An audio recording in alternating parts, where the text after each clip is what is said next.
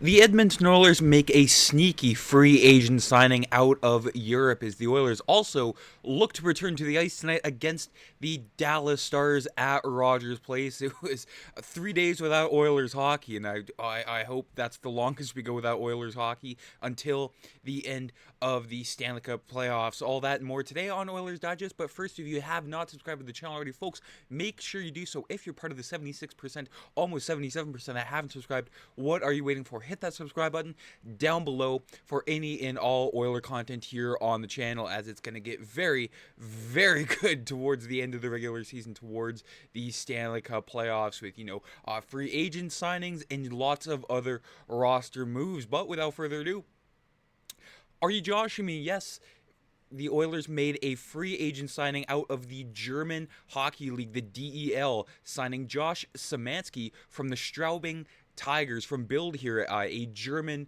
newspaper which seems to have connections with the DEL, saying that Straubing's Josh Szymanski becomes Draisaitl's teammate with the Edmonton Oilers. Yes, the Oilers signing Josh Szymanski from the Straubing Tigers of the DEL to come over next year. Of course, Leon Draisaitl is a king over in Germany, which is hilarious. That's the headline they lead with instead of Szymanski goes to Edmonton. But Szymanski, of course, German forward, 6'5", 189, so he's a big boy there, and you can see he played junior hockey in Canada with the Brantford 99ers and the Milton Icehawks in the OJHL, which is the step below the OHL, the Junior A League, and then he played 1 year with the Owen Sound Attack before heading back to his native land in Germany with the Ravensburg Tower Stars, and then Straubing and Landshut. And then, of course, you can see there at the bottom, played 2 years with Germany at the World Junior Championships, both of which were in Edmonton. So Szymanski does have some experience playing on that Rogers Place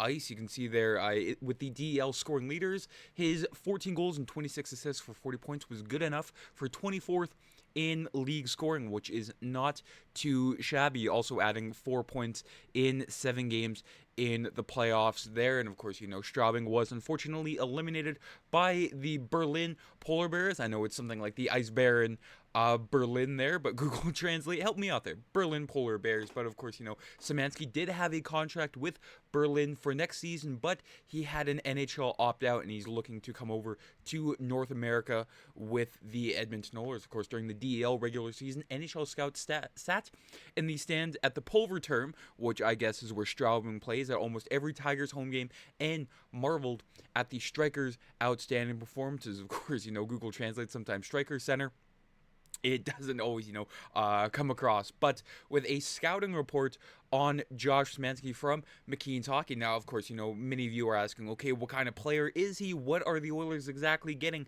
And there was a nice little blurb about Szymanski, and I will share it with you. We already thought he'd be a player the NHL would take into consideration last summer after he arrived as a bona fide middle six forward at the ripe age of 21. Now he's 23. Now he's taken things to a whole new level. A very big boy who uses his size well to gain, protect, in battle for pucks. Szymanski's done nothing but show continual bursts of speed, silky mitts, and a keen sense of creating and finishing all season long. And of course, Stan Bowman loves his European free agents. Of course, he brought over Artemi Panarin and Pius Suter there in Chicago. Now he's adding one more with Josh Szymanski for the Edmonton Oilers. I mean, it was a pretty solid place for Szymanski to land, with the Oilers not having exactly the best prospect pool. And of course, you got the German connection with Leon Draisaitl. Hopefully, it turns out better than the Tobias Rieder and Draisaitl connection a few years ago. But of course, just looking at the depth chart here, you can see Szymanski listed at the bottom of the center portion of the depth chart below, Noah Philp, who, played 12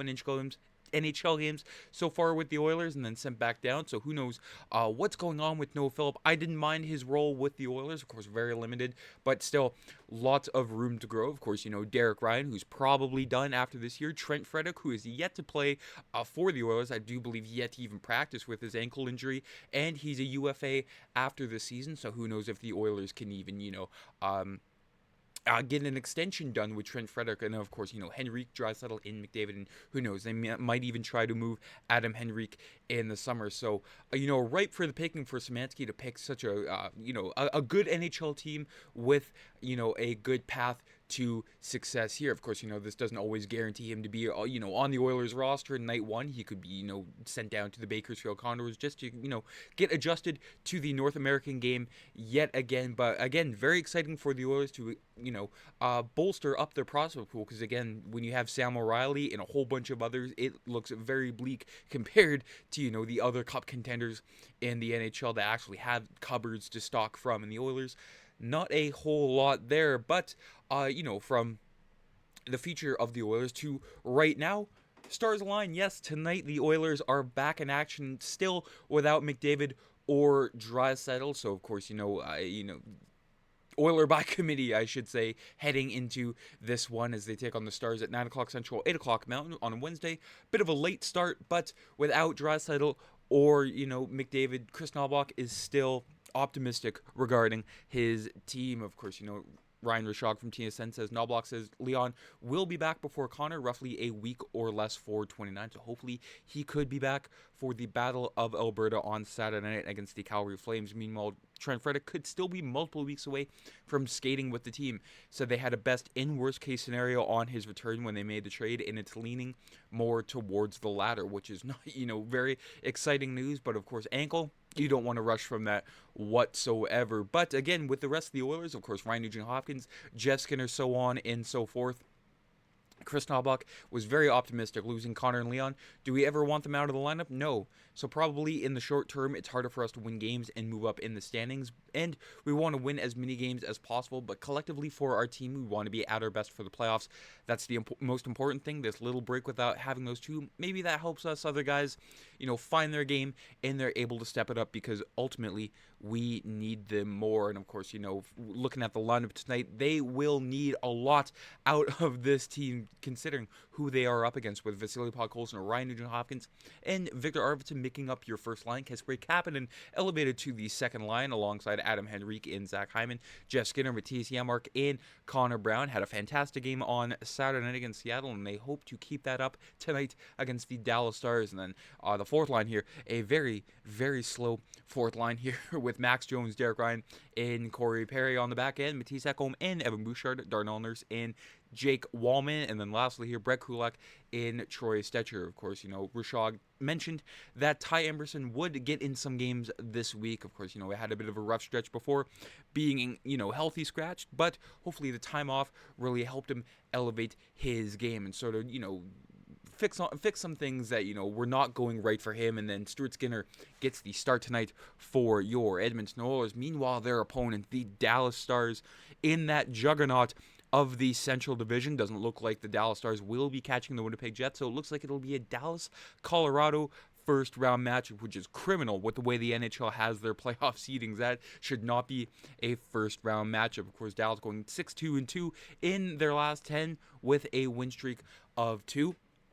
Coming off of a Jake Ottinger shutout on Monday night, 3-0 over the Minnesota Wild. But, of course, ever since that Edmonton loss, 5-4 on Saturday, March the 8th, the Dallas Stars sort of been fluctuating there, winning 4-1 against Vancouver, dropping 2 straight against Winnipeg in Colorado. Of course, the Central Division foes, losing to the Anaheim Ducks 4-3 in overtime, and then losing to Tampa Bay 3-2 in a shootout before getting back on track with a 3-2 overtime win over the Philadelphia Flyers. But, of course, the Oilers in the Stars, always that historical rivalry, last year in the Western Conference Final in the late 90s and early 2000s. So Dallas and Edmonton, no strangers towards each other. You can see there that dynamite forward lineup here for the Dallas Stars, which will give Edmonton some trouble. With Mason Marchment, Rupe Hintz, and Mikko Rantanen, Jason Robertson, Matt Duchene, and Mikhail Granlund, and then Jamie Benn, Wyatt Johnston, and Evgeny Dodonov, and Oscar Beck, Sam Steele, and Colin Blackwell. Those first 3 lines for the Dallas Stars, just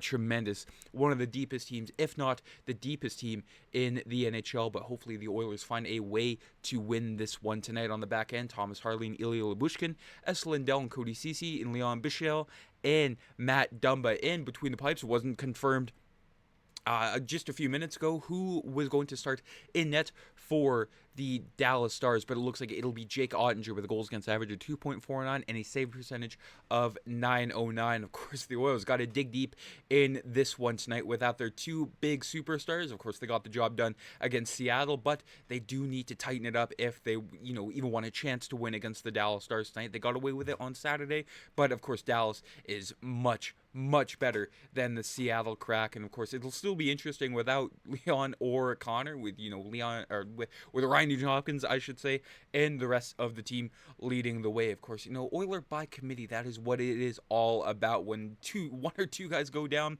everybody steps up in their replacement. But of course, you really can't replace those two guys. But let me know down in the comments what you think about the Oilers' new signing. Have you even heard of him? I haven't, but I'm very interested to see what role he will have with the Edmonton Oilers in the future. And also, let me know your thoughts on tonight's game, folks. It's going to be a late one. I mean, we still have 5 hours until this one starts, but it should be very, very interesting. Enjoy the game tonight, folks. Let's go Oilers, and we will be back tomorrow with a Oilers Stars recap. Take care. I'm Matt.